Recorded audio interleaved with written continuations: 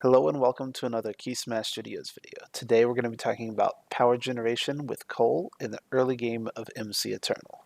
As always, if you find these to be helpful, please consider liking, commenting, and subscribing. All that stuff really does help us out a lot, and we'll hop right into this.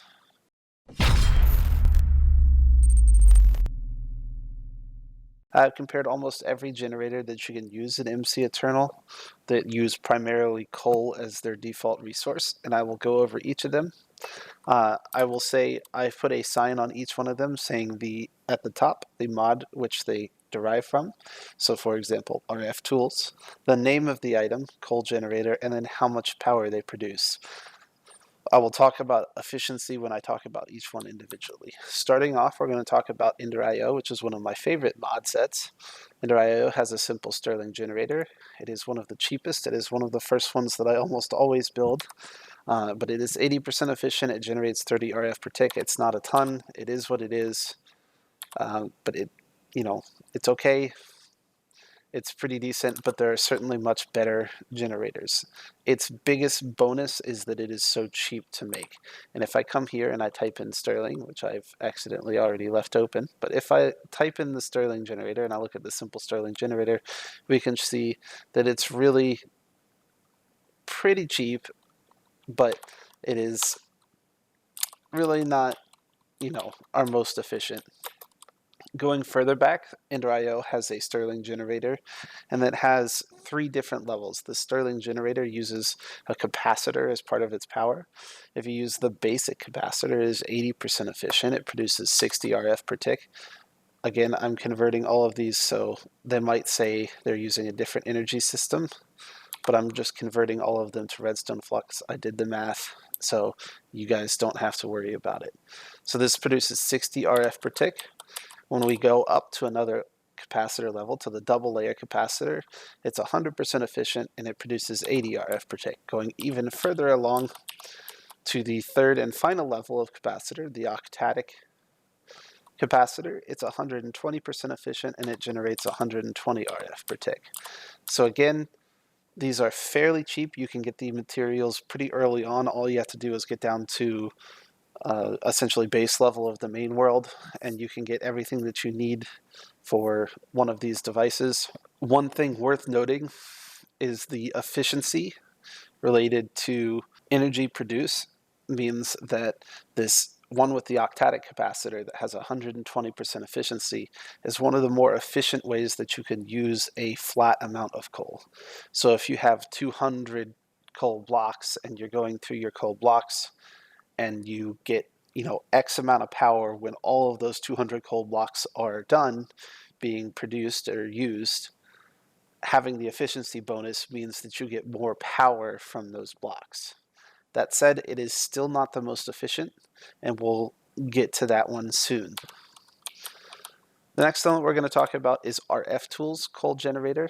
Now, Rftools coal generator generates 60 RF per tick, which is actually pretty strong given what it costs to make. So if we search up coal generator here, we can find the Rftools one, and we see that it is essentially just a machine frame, and that's pretty much it.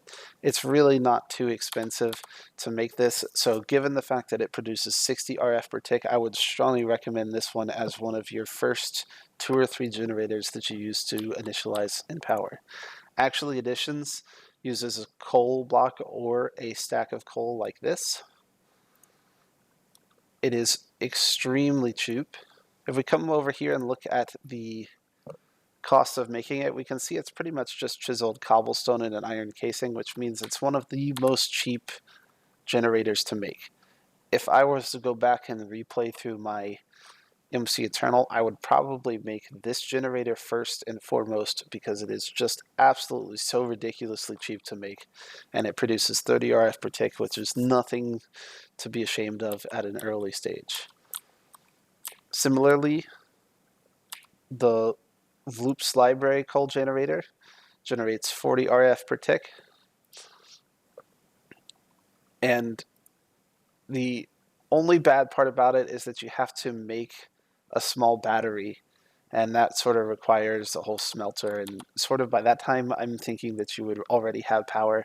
So If you already have a multi-block refinery, go ahead and use this Vloop's library over an actually additions call generator, but by the time you have that, you should be able to make a better version of a furnace.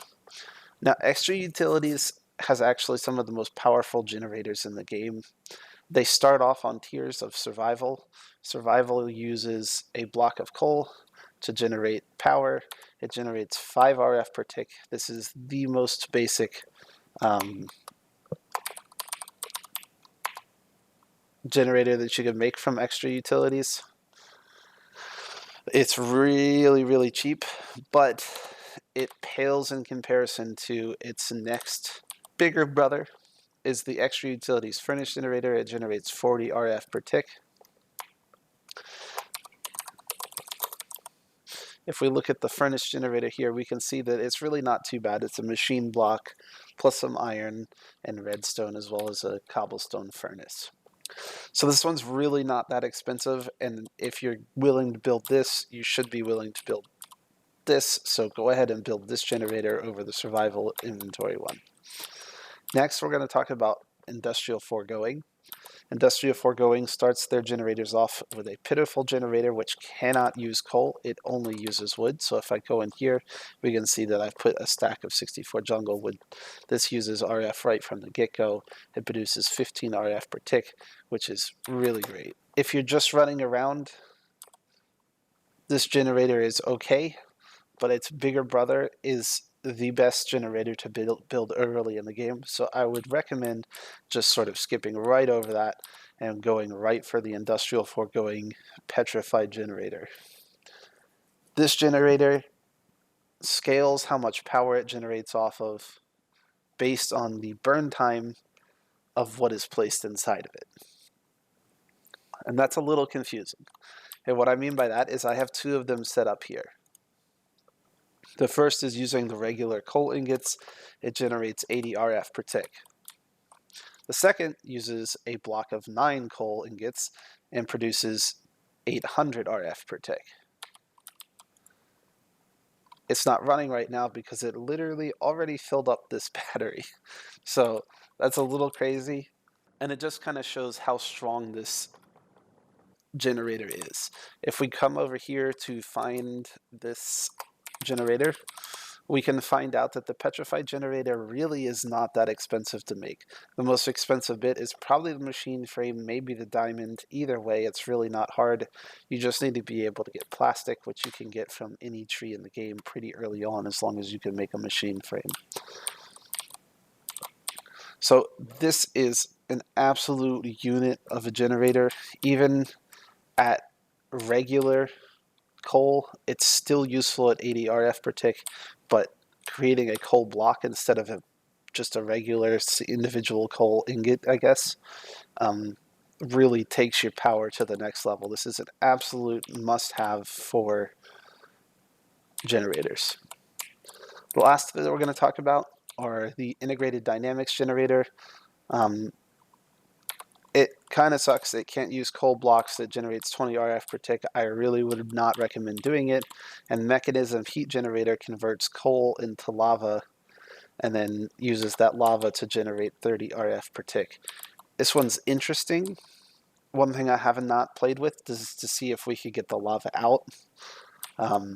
So, potentially there might be a use for this if you're using the lava to create a dynamo or something like that. But it pales in comparison. So all of that to say that the king is the Industrial Foregoing Petrified Fuel Generator. If you're using blocks of coal, you can generate 800 RF per tick. If you would hook up 5 of them to one battery, you can generate 4,000 RF per tick and completely max out a vibrant capacitor bank in minutes, which should be able to carry you well into the stage where you're creating nuclear reactors or using solar power to get around having to use actual products to generate power. I'm just going to go over the cost of this really briefly. As I said before, it's not too expensive. It's 4 pieces of plastic 1 diamond, 2 gold gears, 1 furnace, and 1 machine frame. Now that machine frame is made up from 1 tin ingot, 4 bars of iron, and 4 pieces of glass. So in terms of overall cost, you should be able to get all of these items realistically within the first hour of playing, depending on how lucky you get in finding diamonds. If you dive right into the mines, you can get all of these items, make this fuel generator really early on, and get started on power. This is an absolute titan of power in early game MC Eternal. If you have any questions at all, please let me know. I'm always more than happy to help. You can let me know down in the comments below, or you can join our Discord. I'm always happy to answer questions about power there as well. There's tons of people in there that love Minecraft, so hop on in, give us a join. We'd love to have you. If you're interested in supporting us, you can find a link to our Patreon, Twitch, or various other links below down in the description. Please feel free to click through those and help us out. As always, I hope this has been helpful. Like, comment, subscribe, all that jazz. It really does help us out, and hopefully we'll see you next week.